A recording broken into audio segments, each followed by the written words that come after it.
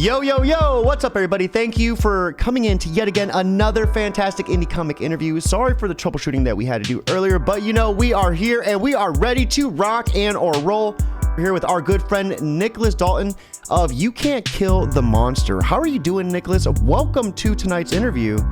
And I'm really excited to get a chance to kind of really break things down, break the wall down. We talked a lot on Twitter, so it's nice to get a chance to kind of actually like go voice to voice.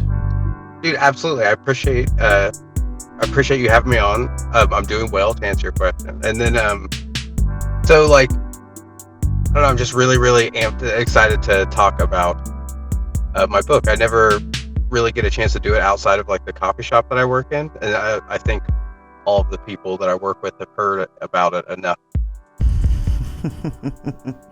Yeah, so it was really interesting to hear.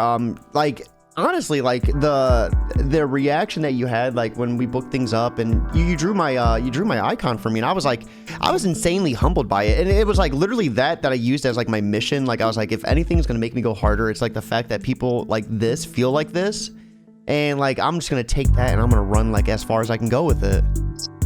Dude, I appreciate that.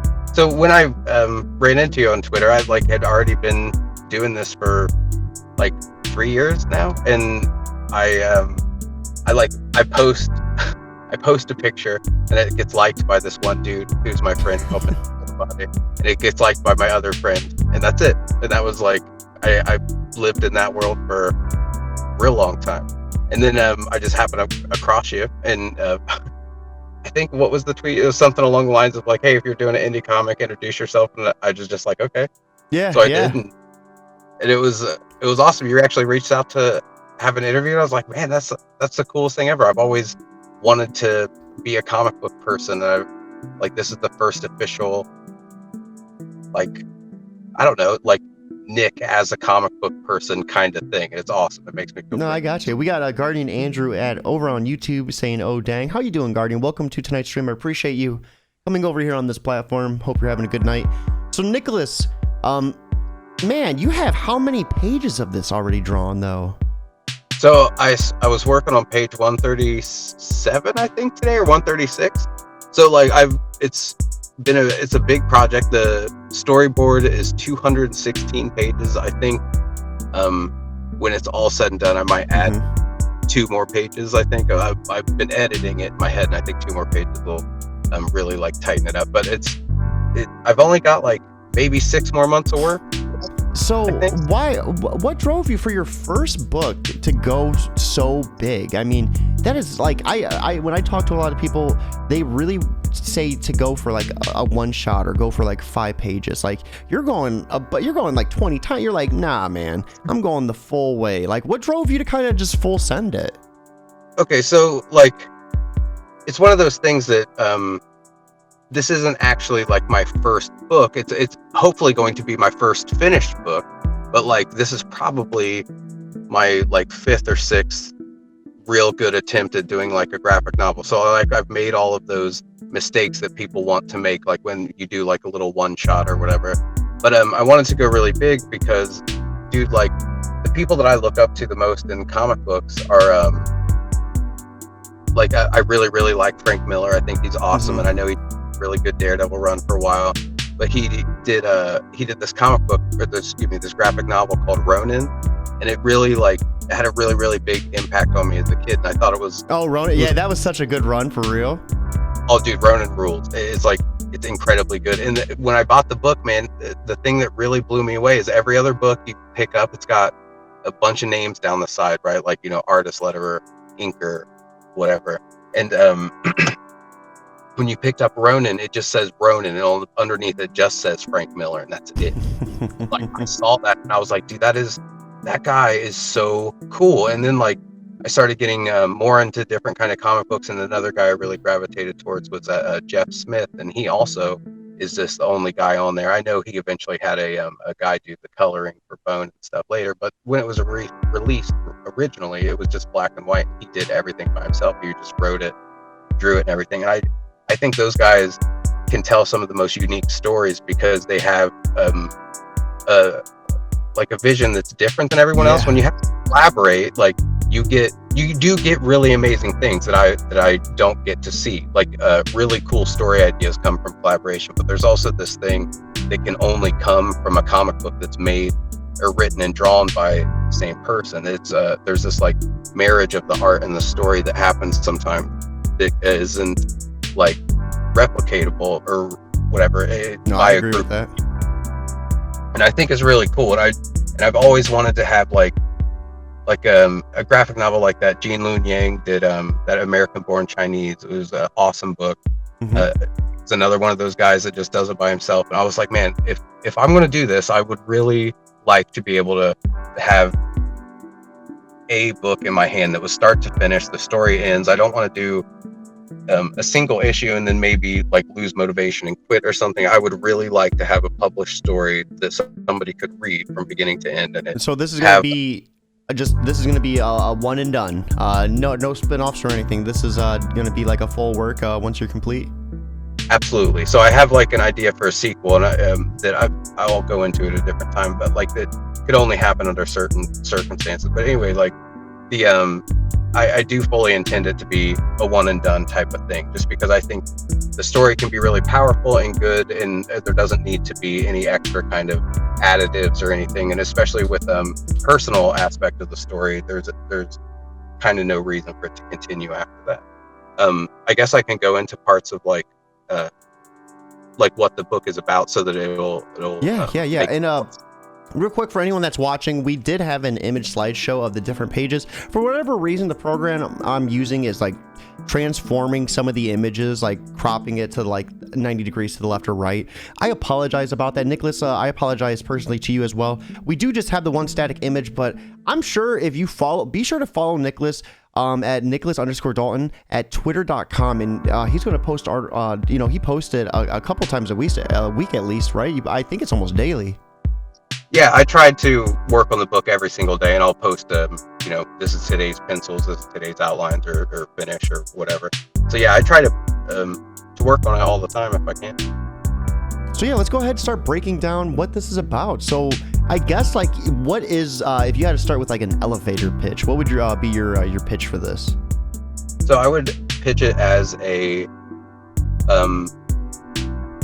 almost like a self-help comic book, I guess, would be like a really good, short, concise way to talk about it. So like the basic premise of the story is that it opens with like a samurai in like this wooded area in the snow or whatever, and this big monster, this hulking thing, kind of shows up, and there's like narration boxes over it, and they speak to one another, or excuse me, not the monster and the samurai, but the narration boxes have speaking in it. Sorry, I'm terrible at this. You're fine. But he gets in a fight with this thing, and it basically, you're under the assumption that the people talking over the fight is the samurai and someone else. But come to find out at the end of the fight, that's when I kind of reveal what the book is actually about, and it shows that I'm actually sitting in a therapist's office, and I'm speaking to that. Is such a unique twist. So yeah, so the whole speaking stuff over the samurai fight is just me talking to a therapist, while the fight is a personification of what I'm dealing with.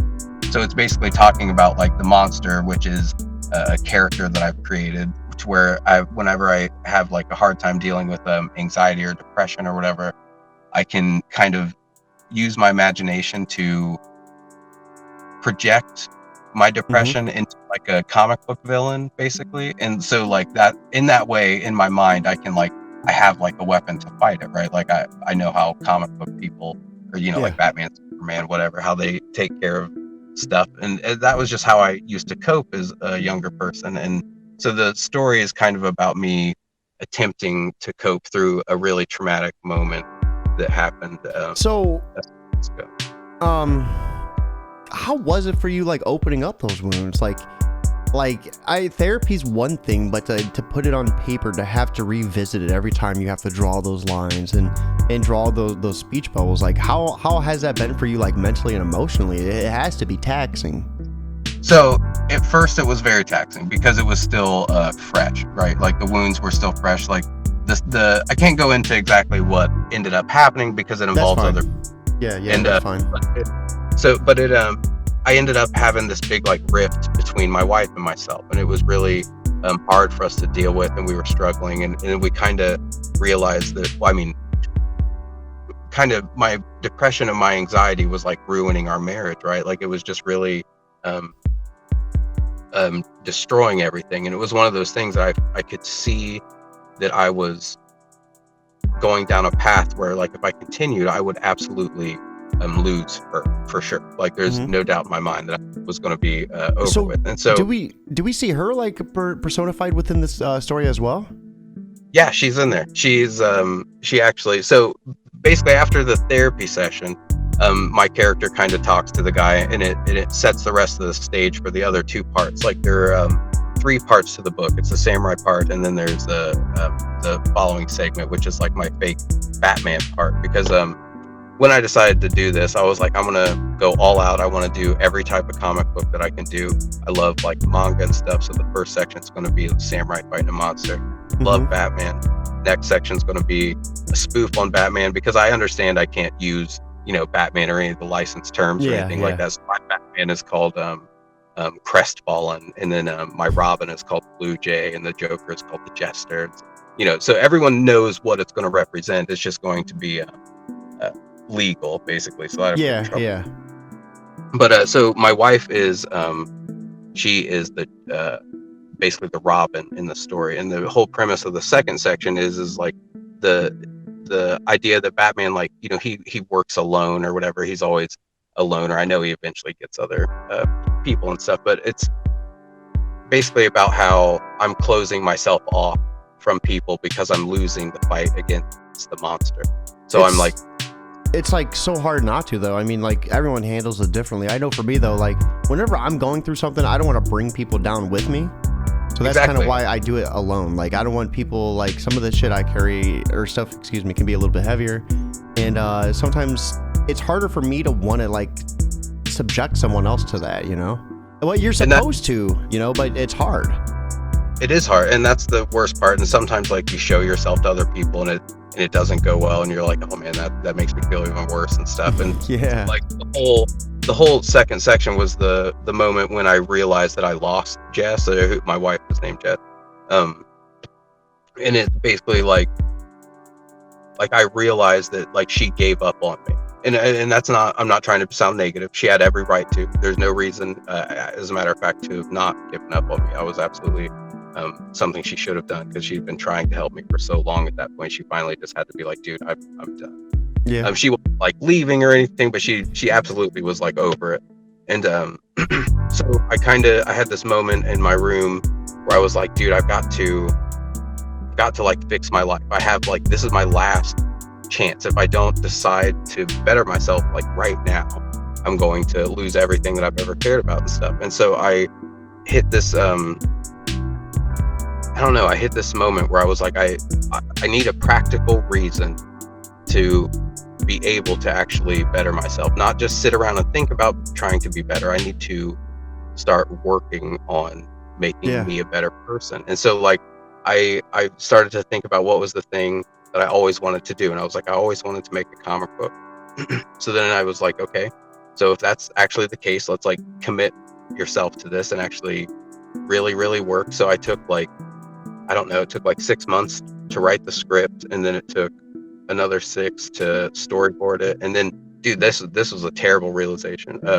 After I did the first storyboard, this is the farthest I'd ever gotten in a comic book process, right? I've never made it this far previously, just because I never could do it.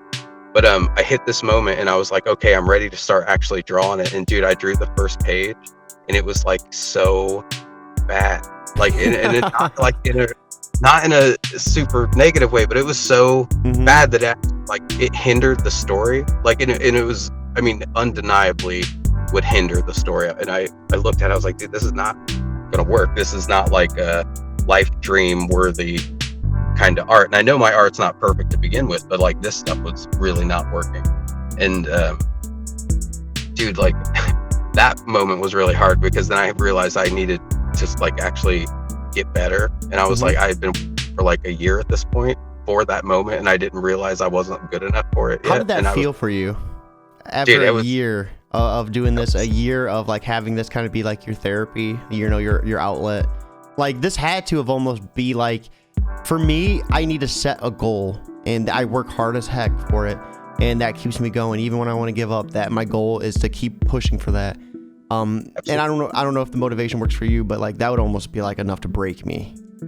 So it like, I want to say it came close to it, but like by that point I'd already, so like I've come to realize this whole thing is a series of discovering the same thing over and over, and that same thing is so this is what it takes to do this. So like what I mean by that is like the first writing the script, I needed to train myself to work on it every single day, and that's difficult. I, like myself, who was extraordinarily lazy, like beyond lazy, dude. You have no idea how. So what did you do to break through it? Oh, so basically I made a rule that every 30 minutes, or excuse me, every day I have 30 minutes that I work on my book.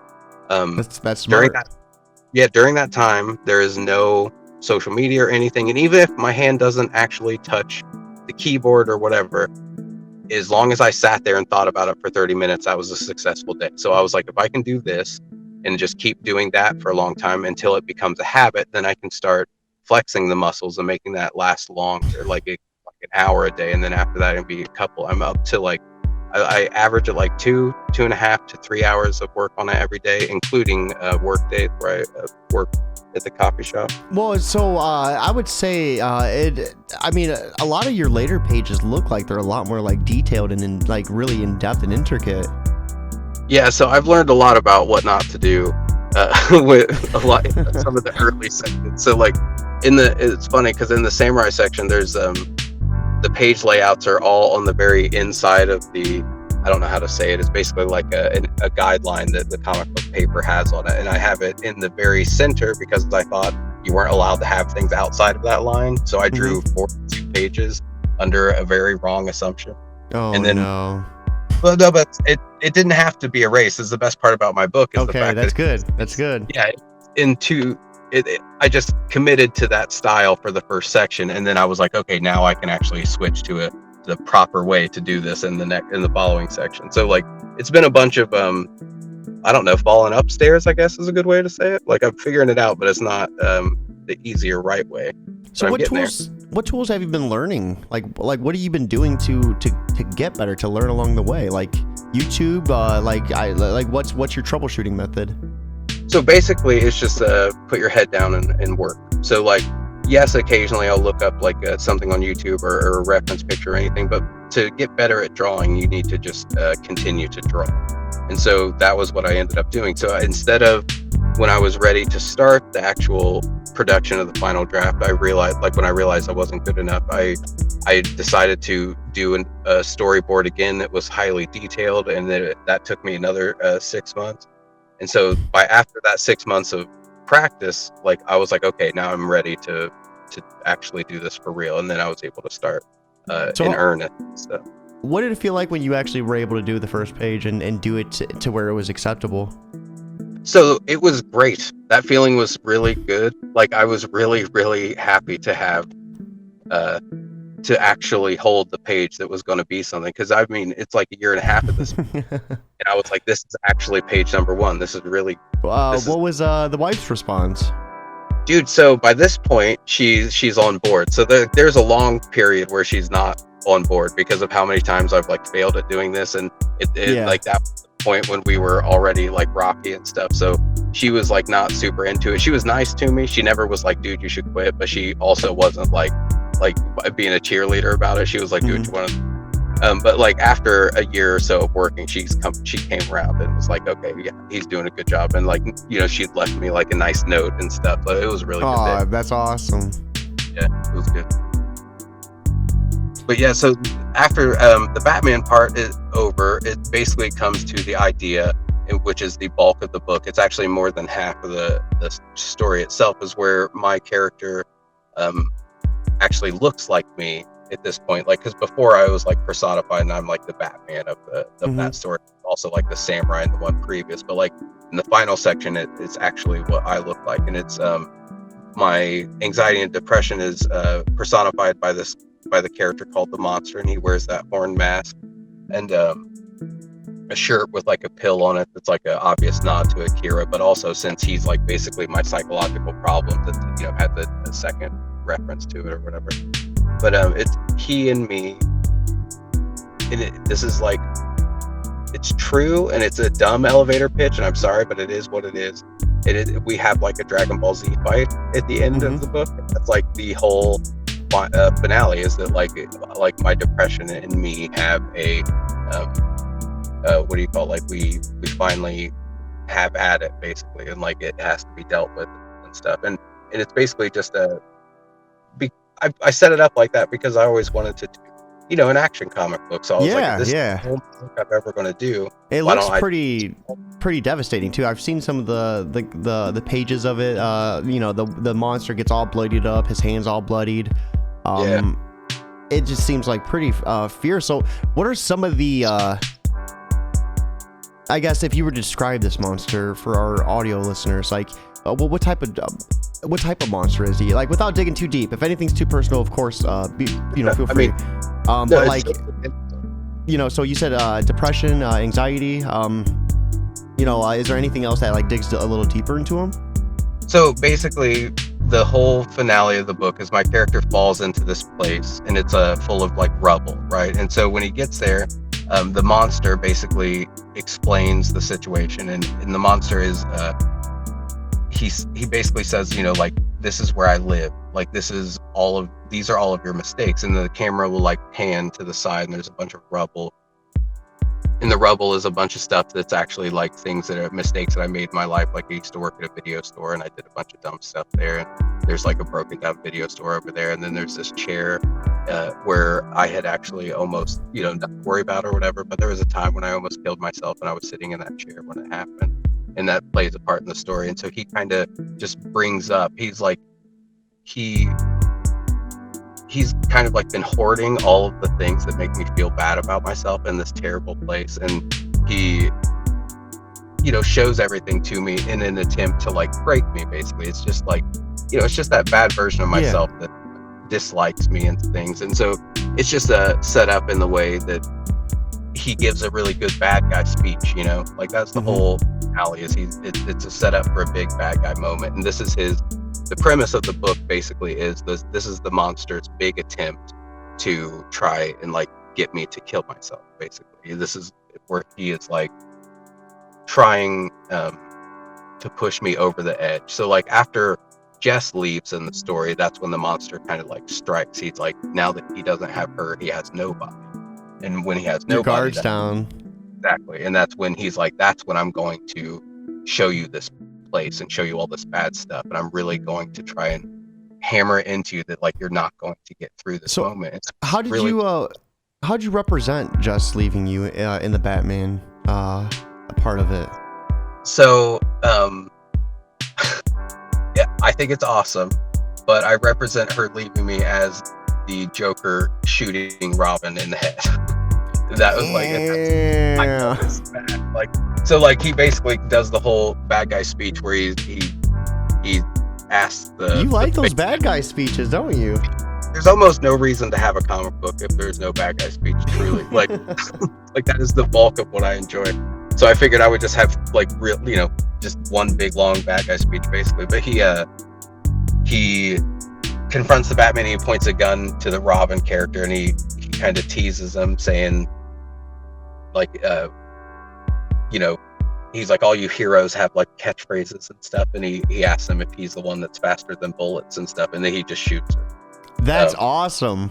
Yeah, I like that. I like that a lot. Holy crap. And then that's the part where like Batman starts, he like breaks down, and that's when the monster, like I said, he attacks, and that's the whole finale, is my character basically trying to survive onslaught. How do you transition from Batman to that? Like, how does it happen? So that's one of the things in the book that I really wanted to make cool, is that all the transitions between each section are visual, so that I don't have to like explain anything. So basically in the first section, when the samurai is killed by the monster, he starts to bleed, and then the blood, and since this is all black and white, the blood drips down, and then it hits a coffee cup, and it shows the therapist is pouring me a cup of coffee, and that's how I switched to that scene. Then in the Batman scene, the Joker kind of like stomps on Batman, and as he stomps on him, my character, the guy that looks like me, falls through glass, and then he lands in this place that is virtually like, rock bottom or whatever. That's cool. I love that. We got Guardian Andrew saying it's sick and he needs to get this comic. It's going to be a graphic novel. He's looking at doing, you said 200 plus pages? Yeah, 216. 216. Is that with the extra 2 or before? It's before. I still haven't decided, but I think maybe. So, man, yeah, like I'm almost happier that we had you explain it than me trying to explain it, because like that just sounds so insane. So how are you able to like defeat this monster then? Like what, like, I mean, do you want to save that, I guess, for when you finish it, or is that something you want to talk about? I don't mind, like, in a general sense, saying how, like, I have it paced in a way that and worded in a way that I think is really uplifting for people and stuff. And there's a lot of things that happen in the fight that are like specific to the fight. Like basically the monsters do like instant transmission from Dragon Ball Z. So he gets moving all over the place, and that's just basically a way for me to say that, depression and stuff strikes at any time from anywhere or whatever, while also being a cool way to have a fight progress in a story. So basically it gets to a point where the monster starts to absorb all of the rubble and all of the things that are like my mistakes, right? Like he absorbs them all, and he's like, he basically reveals, this is the plan. I'm going to use this as like a big energy blast that's going to destroy everything, and it's going to destroy you, and it's going to end everything and stuff. And so he shoots it at my character, and then that's the moment when I have the actual moment in real life, was when I realized like that I have a choice. I can actually choose to feel better, and that's awesome. And that was the moment. And so like my guy kind of like, it shows like that the smoke and everything from it. It's, like I said, it's basically Dragon Ball Z. So like he shoots the Kamehameha or whatever, the knot of Kamehameha at this guy, and then it does the smoke and the explosion, and then the monster does the thing where he's like, I've won, and then there's your dude chilling in the silhouette. Yeah, like basically, and then he's got his hands up and he's blocked. That's awesome. And then there's a bunch more that happens after, but like, then it's just me figuring out that I basically like everything he can use, like I can use, because we're the same, like that whole, normal stuff that happens in comic books, really. But I just wanted to use all the tropes in a new way so that people could like cool. In a new way. I really like the transitioning. Is it you behind the mask?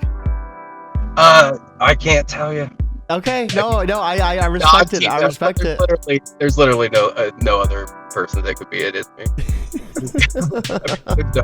Like everybody who reads it will know who it is. There's no doubt. No, that's dude. Having you explain the transitions and how you went about doing it is awesome. Like even if you're using tropes, the way you're going about doing it, I mean, everyone has a unique story to tell that's unique to them. So I mean, it doesn't matter as long as you're able to tell it uniquely. And like, holy crap, man. Wow, like this is awesome. I really appreciate it. It's one of those things. Is like I never wanted to like try and promote myself, because it's like it's hard to, without the book actually being something that you can read, it's hard to pitch it without talking to somebody for 40 minutes. You know what I mean? Like like it's hard to like get it across. So I figured I would just like keep doing it and getting 2 likes per picture and do it. So let's talk about that. You haven't really had a chance to break into the indie comic scene. Like, what do you think is like causing that? Like, how long have you been on Twitter for? I mean, few years maybe. Like, so I pretty much don't. I would assume it has a lot to do with the fact that I'm not like trying really hard to. Like, not that I don't think it's worth trying. I was like, there's no reason to try and break into anything unless I can have a book to show people. So I was like, I'll just keep working on it until I'm done. And when a lot of people just need 6 to 5 pages, 6 to like, or 3 to 5. I said 6 to 5, but 3 to 5. You have like quadruple that, like 40 times that, Yeah, I mean, I want to come out swinging, man. Like, this is like, because it was that thing I wanted to do to try and like save myself, really. I was like, I'm going to go as big as possible, and even if it takes me the rest of my life, I'll just do this one book. And now that I'm kind of nearing the end, it's not as dramatic, and I have other projects I'm going to do after. So, but why did you go traditional with it? Did you not like what was digital just out of the question? So pretty much, yeah. Like I had an iPad or whatever. I mean, now my daughter just uses it, and I like the way that Jeff Smith, like who does Bone, I really like the way he does his stuff, and he just does it all on paper, and there's no reason that doesn't matter how poor I am, I can afford paper. You know what I mean? Yeah. Like I was like, I'll just go with that. I'll do it the old-fashioned way. And another good reason is that, dude, I can't tell you how much I've learned doing it this way on paper, that I believe in the future, if I can ever afford to do digital, I'll be able to save like tons and tons of time just because of all the hard work I've put in here. I really think. What's some of the things that you've been learning that you think can really help digitally? Oh, dude.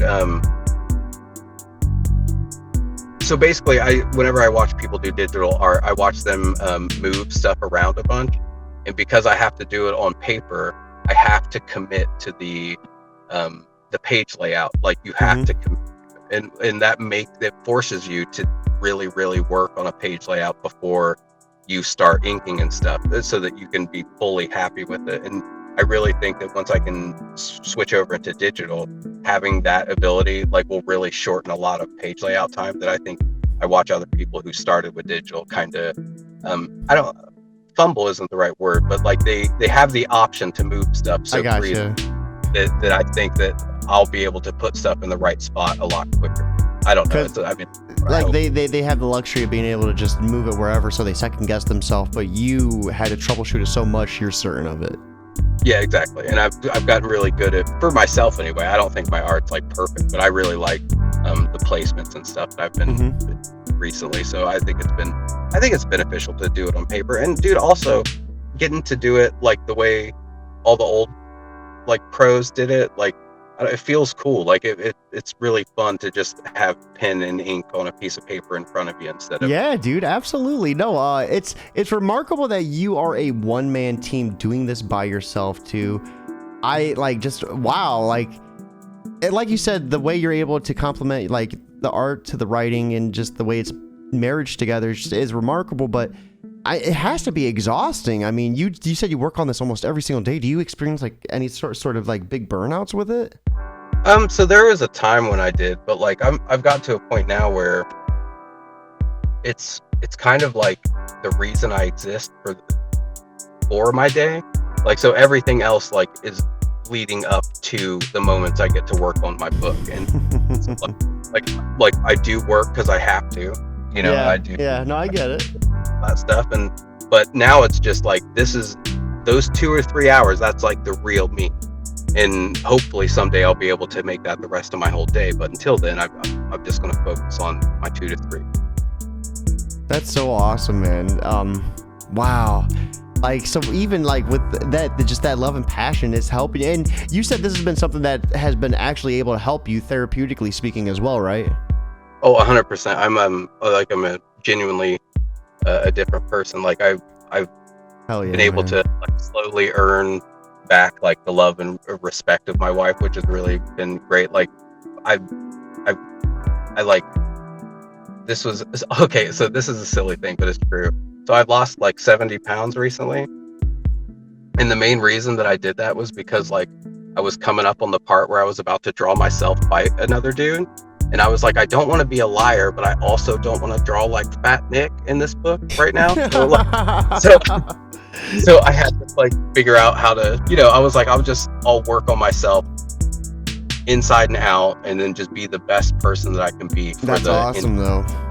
Yeah, that's man. Wow. This, I can't believe like, just like I never go into an interview with expectations, but just like how emotionally driven this is just remarkable. I'm really excited. So you say you got probably about 6 months left on it, right?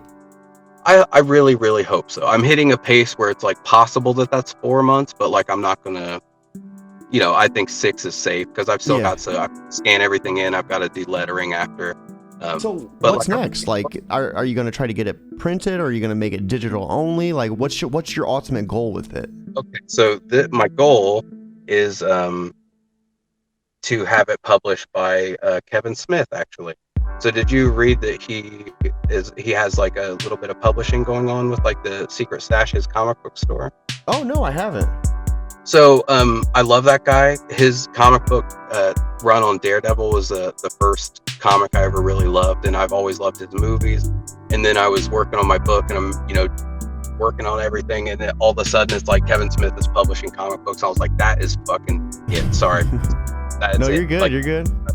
That's where I've got to be. So when the book is done and I have a book I can show to people, I'm going to drive to New Jersey and I'm going to show it to his comic book store, and I'm going to get that guy to publish it. I believe. I really do. That's so cool, man. Hell yeah, dude. Hell yeah. So you are what's like in the event, like what's your plan B? Plan B is take out a bank loan and then print it myself. And then, why not try to go like Kickstarter or Indiegogo? I will consider it, but I'm concerned that with it having so many pages, I'm going to need like a ton of money, and I don't know that I can like get it. You know what I mean? Like that's kind of where I'm at when it comes to Kickstarter. So I wouldn't be opposed to trying it, but I would have to think that I stand a shot. No, absolutely. So let's kind of like start breaking down a little bit of like, I guess, like, what do you think you could do better to like start growing your reach? I mean, you kind of like gave me the impression that you've been around for a long time, but you're just starting to hit that bubble, that indie comic sphere bubble. Like, what do you think you're gonna start doing differently to kind of like get yourself out there? So right now, like I'll probably just like talk with some of the people you talk with, really, like because I end up spending so much of my time, I do work, and then I do my book, and then do chores, and then do like the work on myself, and so like sometimes I run out of time to do social media stuff. But like I do think your Sunday stuff that you're doing at like 3 p.m. right, like I might incorporate myself into that. No, I really like those spaces. I think those spaces, we had a pretty insane turnout, like 40 plus people, but I think if they're done right and they're controlled, they can be really beneficial. We were able to really control a lot of it, so it wasn't chaotic. Because you'd think having so many people would be insane, but it wasn't that bad. It was actually we went on for like 5.5 hours. Oh, dude, yeah, that's all. I don't know if I'll be able to spend that much time. Oh no, I hope to God it's not like that next time. I hope maybe like 2.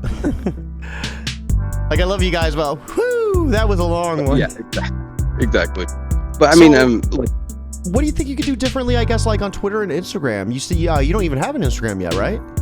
So no, honestly, I'm really bad at having that. I just need to put a little bit of effort towards it in general. Like I think if I can, pretty much do any of it. If you can force yourself to draw 100 in how many days in a row, you could take 5 seconds to make an Instagram, Think about this. If you draw every day, you could take a picture every single day, post it on Instagram, take that picture, post it on Twitter, and you're going to start growing more of a reach than you have had in the last 3 years. That's true. I mean, absolutely. To like I said, put a little more effort into it, because for the longest time it was just to show like the 5 people that I knew personally that I was still working on it. So I mean, it's like what Albert Einstein said: doing the same thing over and expecting different results is insanity, right?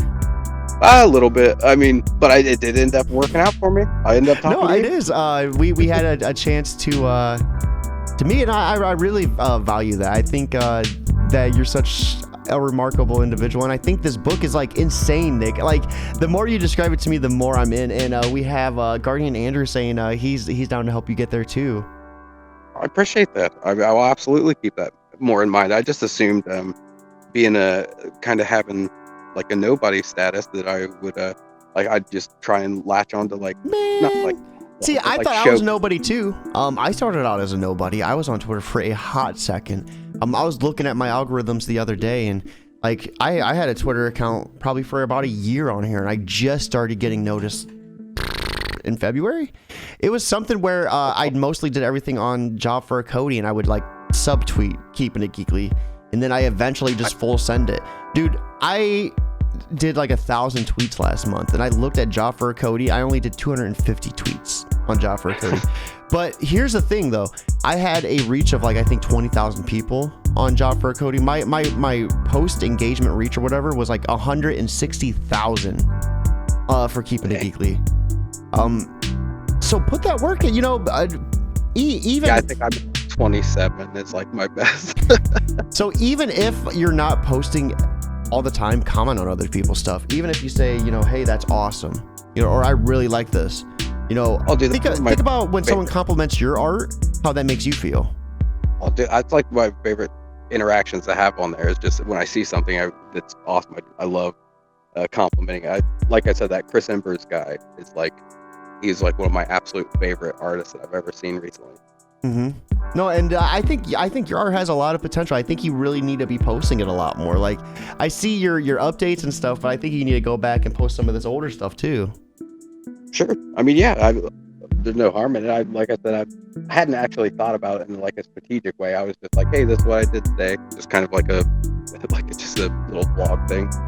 Well, basically, social media, that's all it is being strategic, you know. You can even get on Twitter and schedule it up to auto post for you. So like if you're at work and stuff, it'll automatically post for you.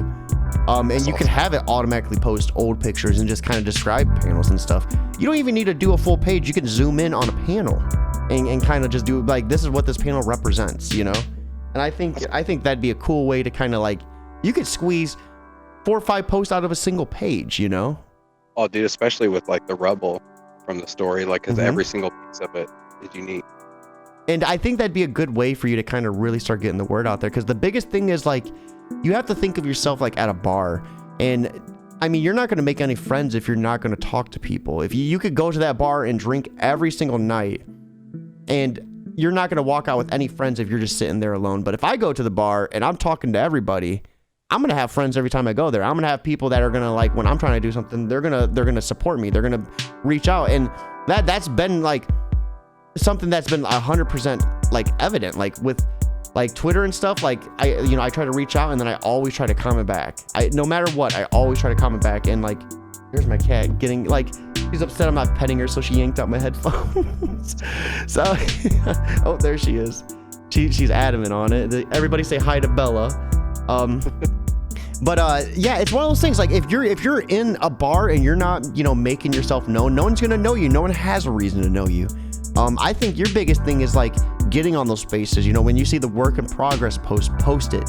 When it's Wednesday, you should look up hashtag WIP Wednesday, and every single one post your work.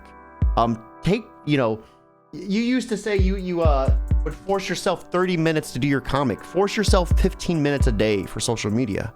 Apply that same metric, and I think you're gonna really see a lot of things start to change for you. Especially posting your art. Art sells so much, especially on Instagram. Algorithms really work well with imagery, so I think that's something that is gonna really help you start to like propel this. Like, I think your biggest thing is like you don't have the reach, and in order to get that reach, you gotta start reaching. That's true, dude. I appreciate it. I mean, I really do think I'll have to. A 30-minute idea is great. You came up with it. Yeah. So we got Guardian saying making time lapses of the comic and post them on TikTok and Instagram. Perfect. You could literally do a time lapse, post on TikTok, YouTube, and Instagram, and it's one post that you're posting on 3 different platforms. Dude, that's sometimes true. All it takes is kind of breaking out of that mold.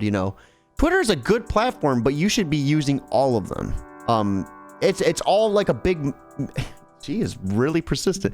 It's all a big microphone that adds up. For me, I could have got affiliated on Twitch if I wanted to push for it, but I decided not to because I want to use all the platforms at once. Because for me, if I could go live on Twitter, Twitch, Instagram, YouTube, Facebook, all that, I might get one person from each that comes, hangs out, and watch, and then of those 5, I might have one that backs. Like for me, getting like that word to as many people possible is cash. Oh, dude, I absolutely. I just kind of went under the assumption that like until I had anything to show anybody, I didn't really. You got 100 and 60 pages to show, bro. That's true. I mean, it's good art, and I really like it. But it's one of those things when like a professional or somebody like, you know, what do you have? Like technically, I kind of have. How many hours do you have in this? Gosh, man, I don't. They say you're a professional when you hit 10,000. I think. I mean, yeah. If I broke it down, I wonder. I don't know. Nick, I would say you really worked on yourself, like your devils and your demons, but you really need to work on like that self-love, that self-appreciation, my friend. Like, you have a good product, you have a awesome story. Like, I can't wait for my other friends to hear this story. This story is insane. I think you really need to need to accept that. I know this is like really probably the first time you've talked about it, but you got to accept that and like preach it. Anytime you see a space you get an opportunity to talk about it, you need to preach it. Because I think the more people that hear about it, the more of a following you're gonna get. Like, and I'm not even saying that just to stroke your ego, because I'm not the type of person that says anything. Like, I don't sugarcoat it. I do a good job of doing like the sandwich, like, you know, the compliment sandwich. Yeah. I think you have what it takes. I think you just need to like get that voice a little bit louder. I appreciate that. And I've just been, like I said, I've been keeping it quiet because I didn't think I had anything worth talking about just yet, just until I was done anyway. But like I said, there's no reason not to start now. And then by the time the book's ready, dude, hopefully I'll have a built-in little bit of cushion there. And like, you could do, oh my God, man, you're an artist. Like, what you did for me, like, I'm sure you got some notice out of that. I'm sure people are like, okay, who's this? Like, this is cool. You could literally draw, like, do a drawing of the day. It might not even have to be comic related. You could do a drawing of the day where you draw something random, and people are going to start following you because they like your art. You know what I mean? And then that'll work into getting them to follow you for your book as well. Dude, yeah, absolutely. I'm willing to. Like, I mean, I don't know, like, you're the artist and the writer. Like, you could do so much. You could draw your main character, like, yeah, every day, like in an everyday situation, you know what I mean? Like, draw your character sitting on a phone and be like, hey, what are you guys tweeting about today? Or what do you guys do? You know, and that's a thing too I discovered is like questions. Like, I did something, I was like, I like comments, that's it, that's a tweet. Got 100 likes on it. I was like, what is this madness? Like, I spent like 2 years working on a podcast, like working hours editing, never getting anywhere. And I make a tweet like in five words and it takes off. Like, it's madness. I love it. Yeah, I think like, gosh, I'm trying to think like the most I've ever got was like 6 or something. So even just like, so I like to tell people, even like posting about yourself, posting about your day, you don't need to like dox yourself, but like, I don't know, like today I was like, hey, had a nice day at karate. I'm gonna go shopping with the kids. I'm excited. I got this awesome bathroom cover. It's like wooden. It's like very official.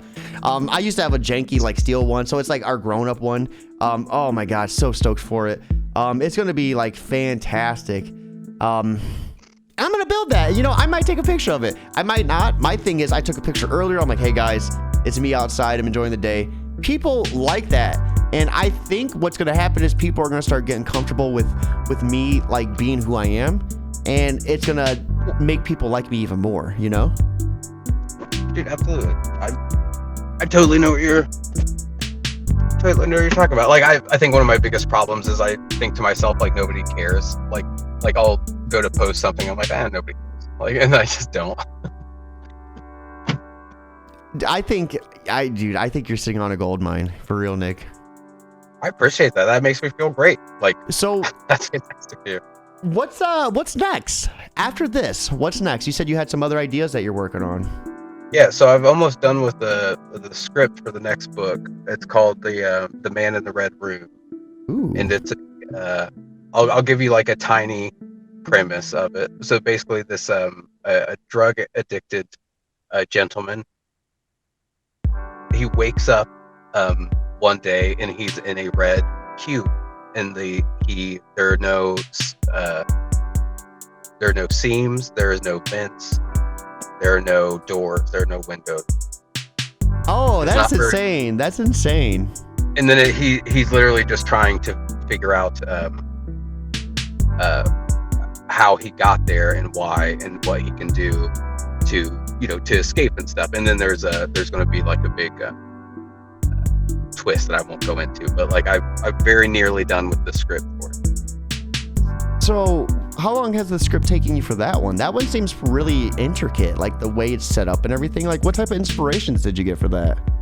So this one is basically, I love one shots, like those one location movies, like The Thing, or like Clue, or any mystery that takes place in one spot. Like, I think you can get really intimate stories and really intimate knowledge of the characters when you have a single location movie, because the rest of the time you're spending just with them and it's dialogue heavy. And Does it have just like really a horror? Does it have like a horror aspect to it?